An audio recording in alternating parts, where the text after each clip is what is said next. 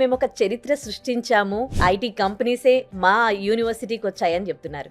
అసలు ఏంటి ఇది విద్యారంగంలో ఒక పెను మార్పు లాంటి చెప్పుకోవచ్చు. ఎందుకంటే కొత్త ఒరవడి తీసుకొచ్చాం.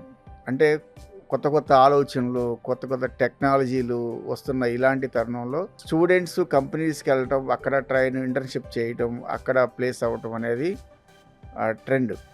కానీ ఇప్పుడు మేము చేసింది ఏంటంటే ఇండస్ట్రీనే క్యాంపస్ తీసుకొచ్చాం. మా దగ్గరే ఐటీ ఇండస్ట్రీస్ని మా దగ్గరే పెడుతున్నాం. అంటే కంపెనీ వాళ్ళే మా దగ్గరికి వస్తున్నారు. అదంతా ఈజీ కాదు. ఇప్పుడు మన దేశంలో ఎన్ఐటీస్ ఉన్నాయి, ఐఐటీస్ ఉన్నాయి, పెద్ద పెద్ద యూనివర్సిటీస్ ఉన్నాయి, సెంట్రల్ యూనివర్సిటీస్ ఉన్నాయి, డీమ్డ్ ఉన్నాయి, ప్రైవేట్ ఉన్నాయి, గవర్నమెంట్ ఉన్నాయి.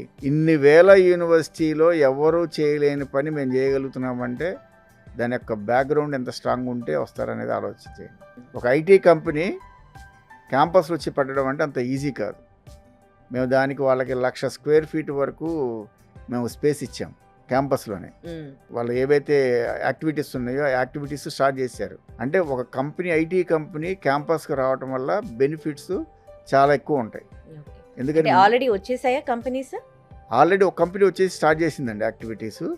నెక్స్ట్ లైన్లో 2 కంపెనీస్ ఉన్నాయి. ఆ 2 కంపెనీస్ నెక్స్ట్ మంత్లో వస్తున్నాయి.